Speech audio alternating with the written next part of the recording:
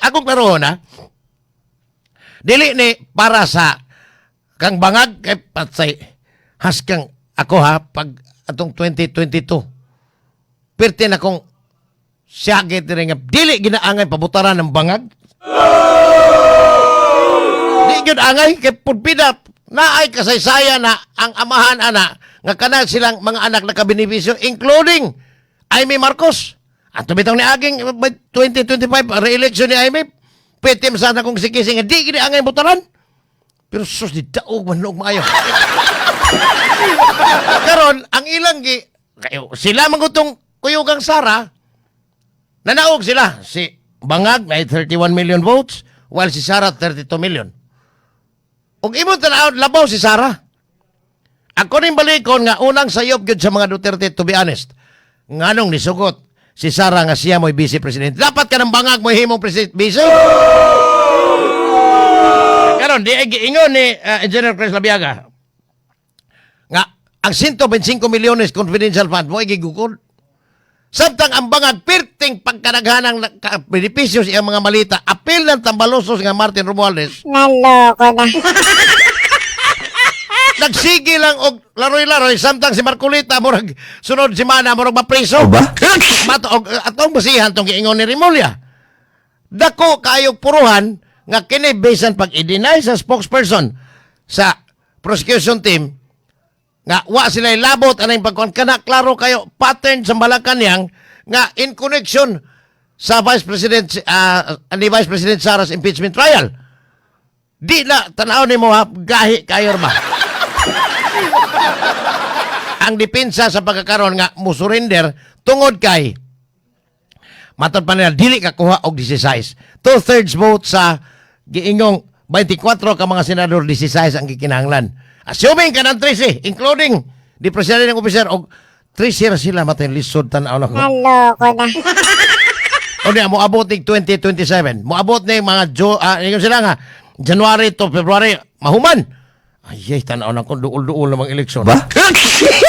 Kay kulbaan ani. Karon og imong ingnon nga kanang bias kayo. No. Kisa to niingong bias kayo. Kanang to nakapost na speakers si Zini Lili. Nyor, ang kini manggod sa ako lang ibalik kanang tigpamaba gyud. Adto ginahabig. Adto ginapostas ilang kaugalingong grupo.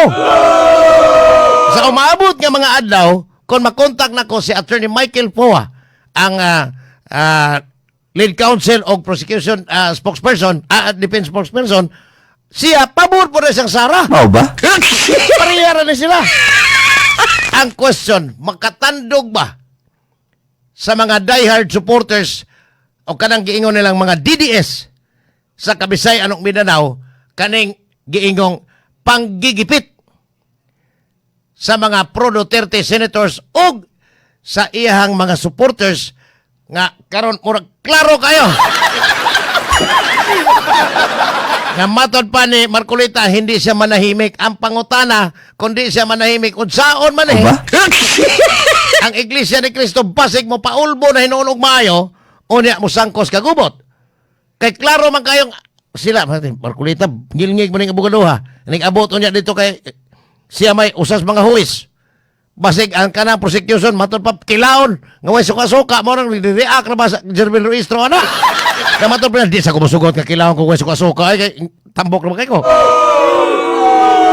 Ori, ang klarong pagkastorya, nga kaning ginugdanay sa gobyerno ron, ang ending ani, mainutil ang giingong mga masang Pilipino nga nag-anto sa kangilad sa ekonomiya gikan pas paglingkod ni Bangag. Mao ba?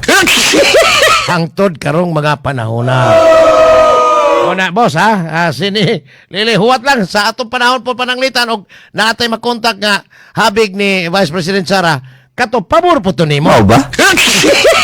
Ika nang iwag ang postas pikas, dili na inyong ipostas pikas. Definitely, tinuod nga ang ilang grupo mo, oy, ilang ipagawas nga, pagtuo, kumpara sa depensa po, inig-abot sa depensa, buingon sa depensa, di na ka-impeach yun.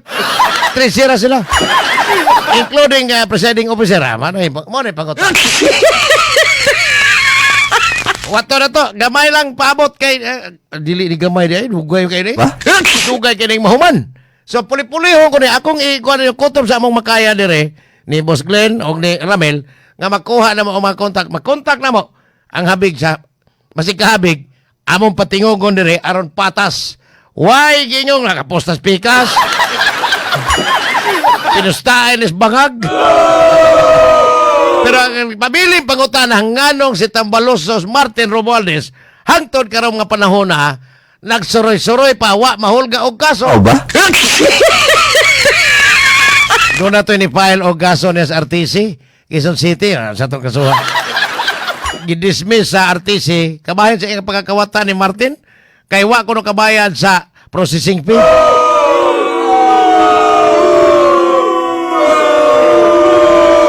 Wa gani kabayan sa processing fee. Binuang mo ito, basig sinugo na sa itong Martin. Nga, aron ma-dismiss O kayo. ba?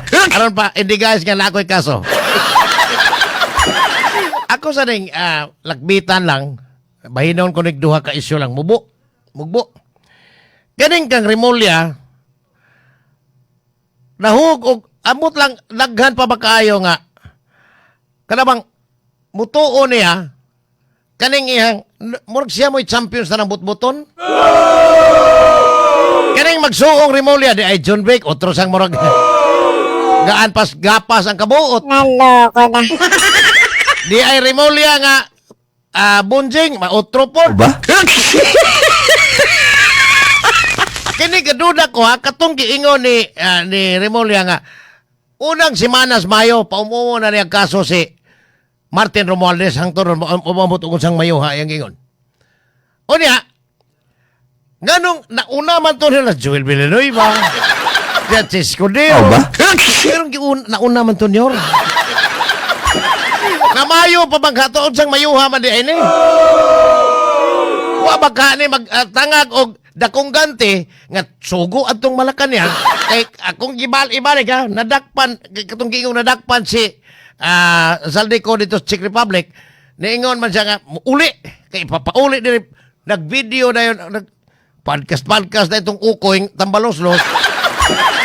Kaya niingon dili siya mo'y mastermind mauni gipugngan posible lang ha ni Boying Rimulya nga dili ni mao ang giingong mastermind gyud kay ining imbestigar na padung mas Malacañang ay bangag man dito ang anak nga tinganag Andoy Marcos unsam di ay problema ni ang ombudsman as constitutional body 7 ka tuig ang termino ani dili ni basta-basta nga tangtang ilis o presidente 28 gawas lang kung ipa-impeach pero kay impeachable officer man eh. Pero, og dili na siya mapa-impeach until 2032 pa ni si Rimulya. Now, makaagwanta baka ang katauhan maghuwat sa mga grupo ni bangag katong mga malita boys. Maghuwat until 2032 nga mo pulihan si Rimulya kay without reappointment pa ni. Kaning mga constitutional body nga mga officer.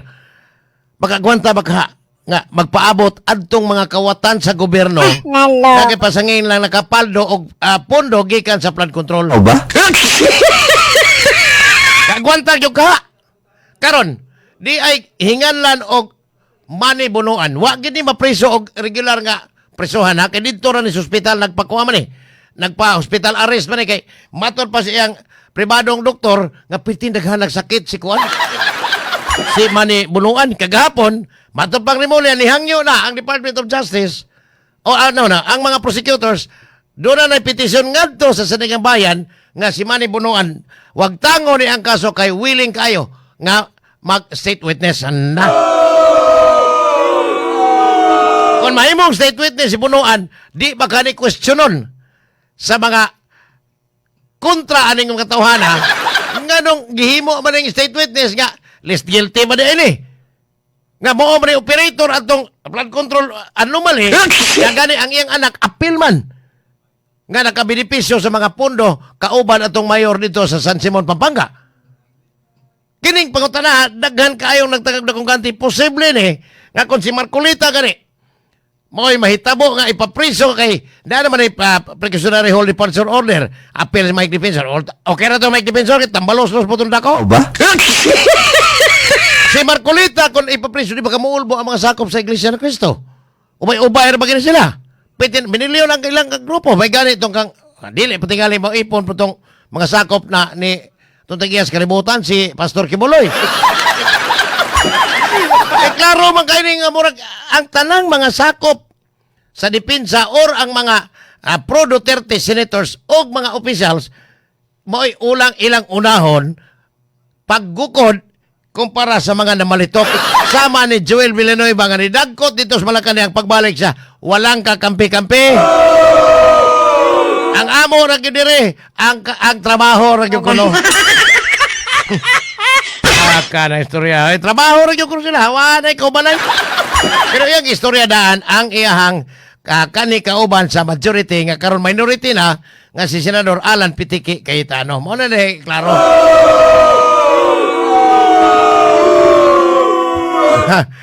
Magpatuog, Jesus is Lord. Citizens battle against corruption. Tahan. Loko na. Ang luod na ba kayo yun? Ano nila, ha? Mas luod yun. Ilang gamiton ang pira ng taong bayan. Mura po, Gilbert Luistro, pira ng taong bayan, pira ng taong bayan. Pangutana, kaning mga sakop sa prosecution.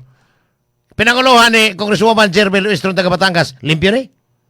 Huwag ganay mga tinaguan pong mga kanang properties nga wa i-deklarar siyang salin. Huwag ganay, di ba? Ang bana ni Dunay warrant of arrest sa kasong rape. Na-appeal ba ganito sa Quadcom? Pag-imbestigar. Di ba ka ni siya kanang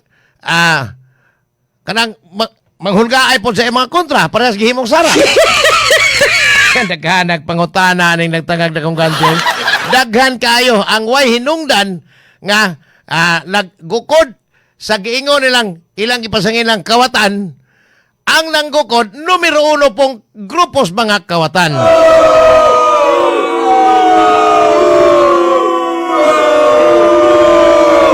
Tinood ng kingon ni Boss Rodrigo Miga, nalayo na kita kayo. Sa blood control, boss, ha? Tinood lang. Kay ang implement naman, diray. Layo na kayo ang blood control, anomaly. Kay impeachment naman ang gitutukan karon sa tanan. Og malampo sila pag ibot ni Vice President Sara hanaw sama sa bangaw ang blood control anomaly. Ako ginangbiyo lang, ha? Muwa na niyo. What if? Kaniron, muna ba padong na ni mawa? Una, mahinomdom lang ni mga tao. Pipila na lang kabuok. Mahinomdom basta mag-uwan. May ganun, blood control na po. Naloko na. Inig, abot sa panahon nga ang mga tao tuan na nagtutok atong kumbate sa impeachment court, sa trial ni Vice President Sara, hain naman tong giingong blood control. Malitagang, hain naman to. Wa na. Mao ba? Kung ni makakilad kay matod pa, ang tanang na ang gipasangin lang kawatan, labaw pa ang namasangil nga mas grabe ka kawatan.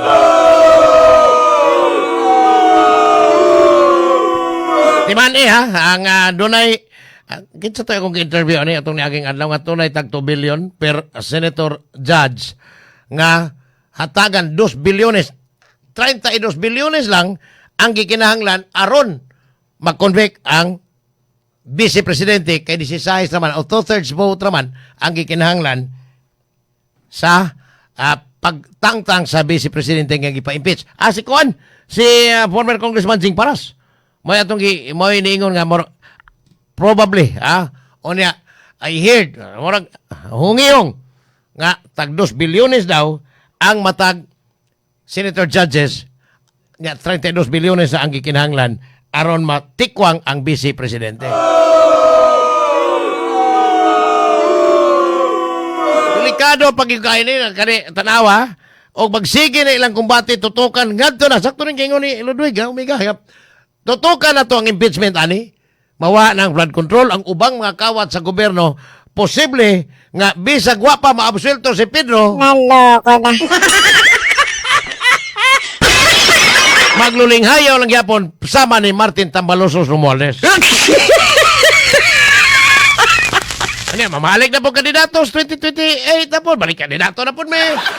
Pwede na pagkabasaas, mga ngandi man mauwaw nga, hingan lang kawatan, o niya magpahingan pag yung honorable congressman. Hastang pagkangil ara po nagaba lang yun ha, pagkabati ang nasura. Mura ning nasod sa ipanguluhan o magiitang tulisan. Naloko na. Nga nagpakaroon na inong super buutan.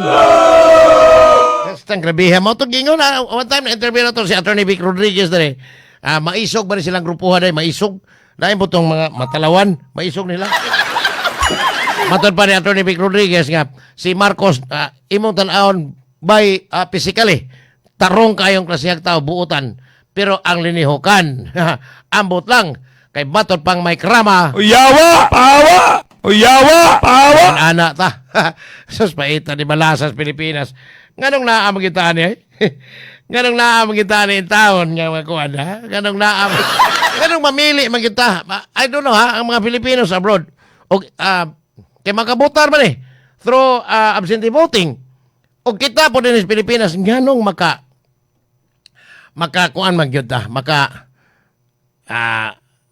musakay man kita sa popularidad sa tao. Di man nato basihan ang ihang kanang agi sa pagpanirbisyo. Ngilaan kaayo. Now, hindi apay laing senaryo eh.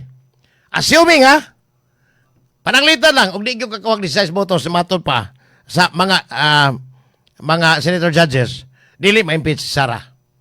So, makadagan siya sa 2028 election. Kini, for discussion lang ha, ako lang eh, pwedeng inyong kurihan, pwedeng dili, pwedeng musakay mo. Pananglitan, si Vice President Sara dili ma-impeach. So, qualify siya to run for President sa 2028. Pangutana, kung siya ba Presidente, mapapriso ba niya ang mga banggiitang tulisan nga ang investigador sa mga kawatan ang ombudsman raman?